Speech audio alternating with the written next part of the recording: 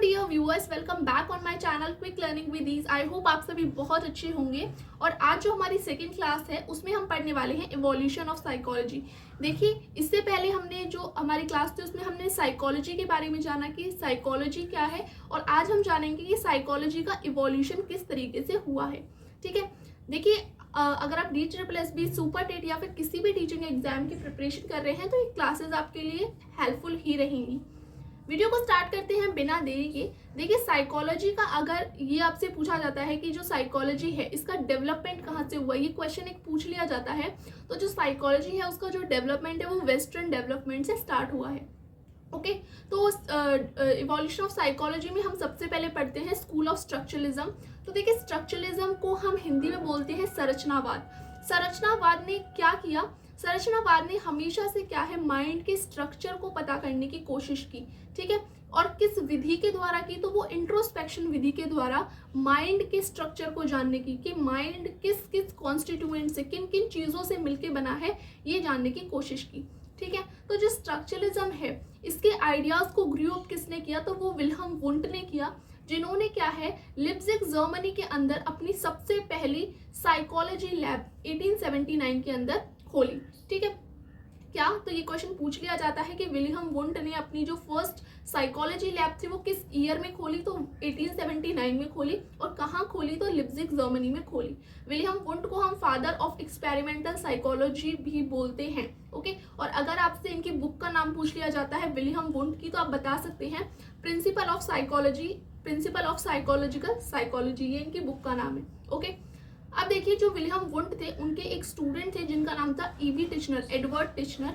तो Edward Titchener ने क्या किया था, जो स्ट्रक्चरलिज्म है इसको कॉइन किया था। इस स्कूल को, मतलब स्ट्रक्चरलिज्म जो नाम है ये किसने कॉइन किया है? तो E.B. टिचनर ने किया है। और इसकी जो स्थापना की है वो भी E.B. टिचनर ने की है। लेकिन ये जो स्कूल ऑफ स्ट्रक्चरलिज्म था ये किसके आइडियाज पे था? तो वो विलियम वुंट आएंगे। लेकिन इसको एस्टेब्लिश किसने किया? तो वो E.B. टिचनर ने किया। ओके, अब इंट्रोस्पेक्शन मैंने आपको बताया कि जो माइंड है उसके स्ट्रक्चर को हम पढ़ने की या समझने की कोशिश कर रहे हैं, और किस विधि के द्वारा कर रहे हैं? इंट्रोस्पेक्शन विधि के द्वारा। ठीक है, इसको हम बोलते हैं हिंदी में अंतर्निरीक्षण, जो कि आपकी सबसे ओल्डेस्ट मेथड है। इसमें हम क्या करते हैं? तो इसमें हम चीज़ों को आंतरिक तौर पर जानते हैं, जैसे पूछ कर किसी के बारे में जानना है, ज़्यादा सवाल करके जानना।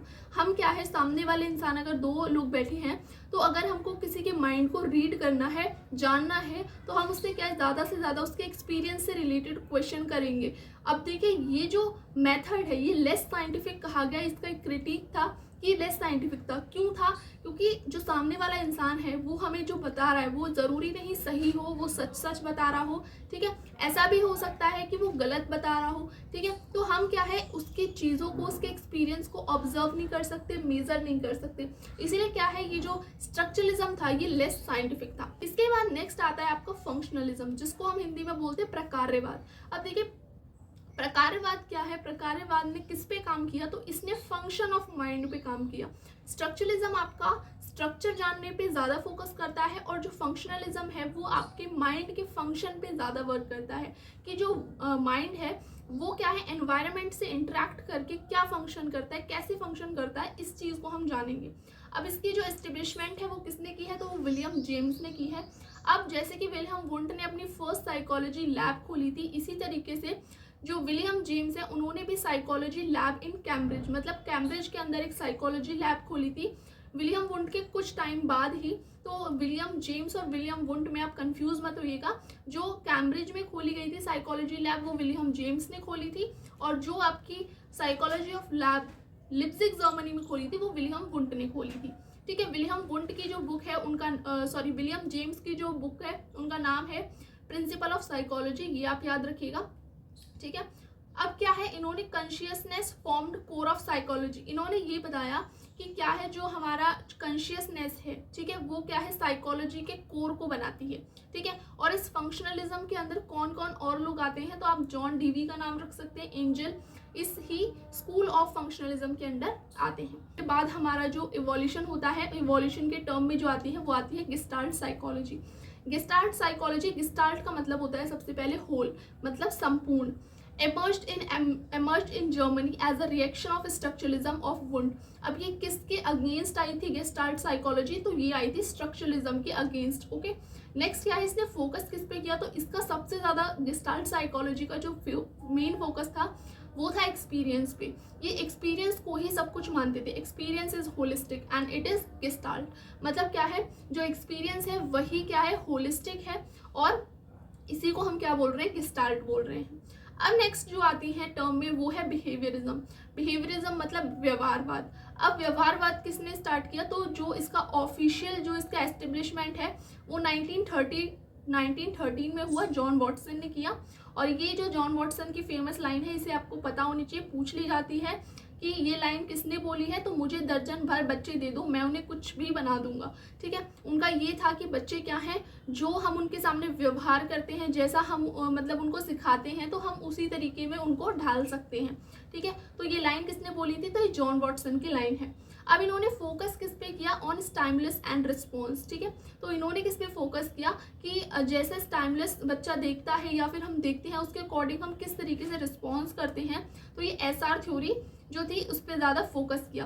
We can't study consciousness but we can study the behaviour of a person in a particular situation.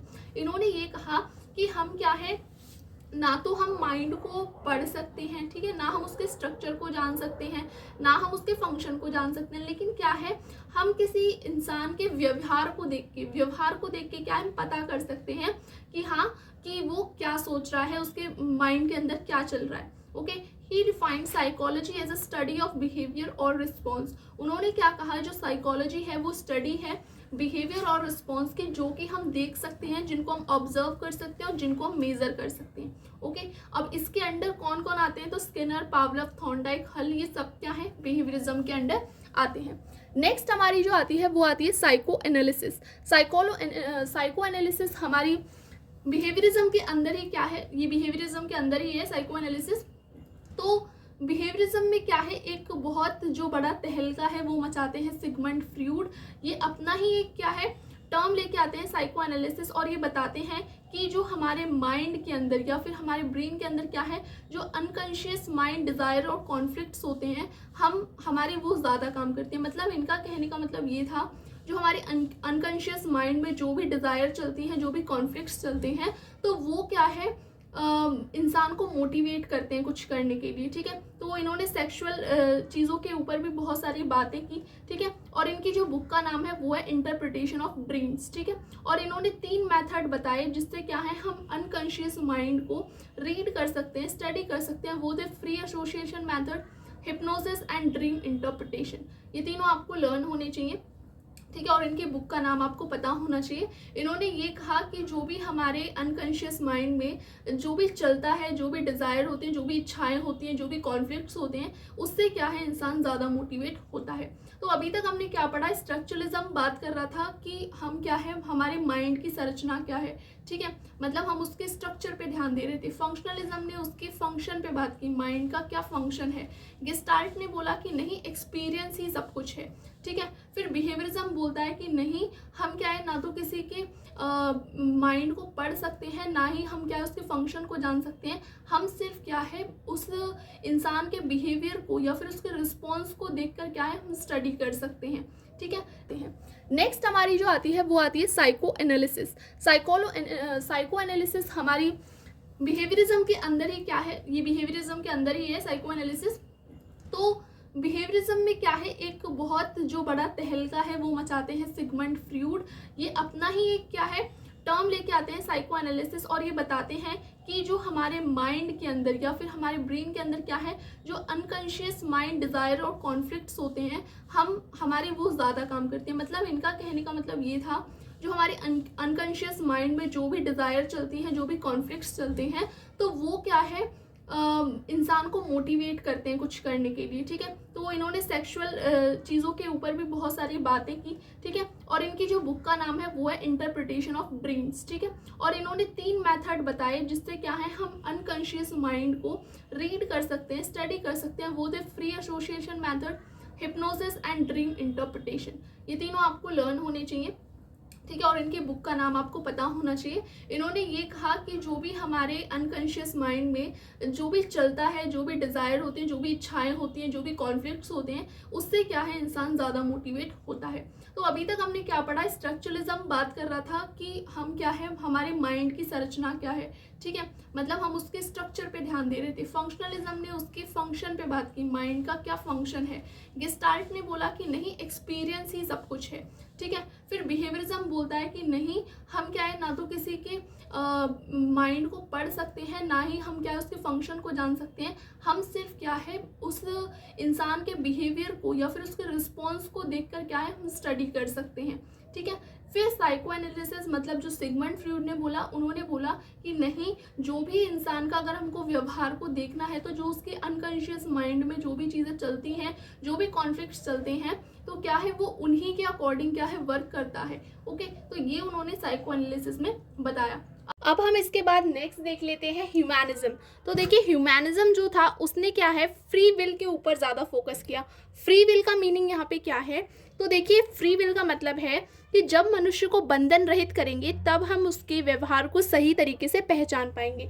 अब देखिए, मानिए अगर आपको किसी बंधन में रहना पड़े, या फिर मानिए आपसे ये कहा जाए कि आपको सिर्फ यही चीज़ खानी है, यही कपड़े पहनने हैं, यही टीचर आपको पढ़ाएगी, तो क्या है अगर आपका जो भी व्यवहार होगा हम उसे पूरी तरीके से नहीं देख पाएंगे, ठीक है, कुछ ना कुछ कमी रह जाएगी। लेकिन जब आप फ्री होते हैं, ठीक है, अगर आपको फ्री छोड़ दिया जाए कि जो आपका मन है वो आप खाइए, जो आप कपड़े पहनना चाहते हैं पहनिए, ठीक है, तो हम क्या है एक आपके रियल बिहेव को क्या है ऑब्जर्व कर पाएंगे। तो ह्यूमैनिज्म का मीनिंग यही था कि क्या है नेचुरल सेटिंग के अंदर, जब नेचुरल स्ट्राइविंग के अंदर जब एक जो व्यक्ति है वो किस तरीके से ग्रो करता है। ओके, इसके अंदर कौन कौन आते हैं, तो कार्ल रॉजर, अब्राहम मैस्लो, ये सब इसके अंदर आते हैं ह्यूमैनिज्म के अंदर। और अब्राहम मैस्लो को हम स्पिरिचुअल फादर भी बोलते हैं। नेक्स्ट आता है कॉग्निटिज्म, जिसको हम संज्ञानवाद बोलते हैं। कॉग्निटिज्म का जो मेन फोकस था वो था कि हम कैसे जानते हैं, मतलब प्रोसेसेस ऑफ नोइंग, यहाँ पे लिखा हुआ है प्रोसेसेस ऑफ नोइंग। ओके, इसके अंदर क्या है thinking, perceiving, memorising, problem solving, understanding and other mental processes by which our knowledge of world develops. इसके अंदर क्या है हम जानने के ऊपर ज़्यादा फोकस कर रहे हैं कि हम कैसे सोचेंगे, कैसे परसीव करते हैं किसी चीज़ को, फिर कैसे याद रखते हैं, ठीक है। और कुछ साइकोलॉजिस्ट ने क्या है जो ह्यूमन माइंड है उसको क्या है एक कंप्यूटर की तरह बताया है कि इसके अंदर क्या है हमारी जो इन्फॉर्मेशन होती है उनको सबसे पहले हम परसीव करते हैं, ठीक है, उसके बाद हमारे माइंड के अंदर क्या होता है प्रोसेसिंग होती है, फिर हम क्या है कोई रिजल्ट देते हैं, मतलब आउटपुट। तो एक क्या है कंप्यूटर की तरह हमारा माइंड जो है वर्क करता है। इसके बाद नेक्स्ट आता है कंस्ट्रक्टिज्म, जिसके अंदर हम modern cognitive psychology view human as active learner. तो इसके अंदर क्या है जो हमारा ह्यूमन है उसको एक्टिव लर्नर की तरह माना गया है। ये कहा गया है कि जो भी ह्यूमन है, ठीक है, वो क्या है एक्टिव लर्नर है और वो अपने एनवायरनमेंट से इंटरेक्ट करके नई नई चीज़ें सीखता रहता है। मानिए आपकी किसी ने हेल्प की, आपने किसी की हेल्प की और बदले में उसने आपकी हेल्प नहीं की, तो आपके माइंड में ये आएगा कि नहीं यार सब लोग ना मतलबी होते हैं, तो इस वजह से। लेकिन मानिए आपने कभी किसी की हेल्प की थी और जब वो आपको कभी बहुत दिनों बाद भी मिला तो उसने आपसे ज़्यादा हेल्प की, तो आपको जो है आपका माइंड चेंज होगा कि नहीं यार दुनिया में सारे लोग ऐसे नहीं होते। तो यहाँ पे क्या है आप डे टू डे क्या है कुछ नया सीख रहे हैं, एक्टिवली लर्न कर रहे हैं। तो यहाँ पे क्या है कंस्ट्रक्टिज्म में सेम कहा गया कि क्या है ह्यूमन क्या है एक एक्टिव लर्नर है, जिसके अंदर पियाजे, वाइगोस्की ये लोग आ जाते हैं। ओके, सो ये था हमारा पूरा इवोल्यूशन ऑफ साइकोलॉजी। इसके बाद हम नेक्स्ट टॉपिक करेंगे development of psychology in India. Okay, so hope आपको ये वीडियो पसंद आया होगा। अगर वीडियो अच्छा लगा है तो चैनल को लाइक शेयर सब्सक्राइब जरूर कर दीजिएगा। फिर मिलते हैं एक नई वीडियो के साथ, जब तक के लिए थैंक्स।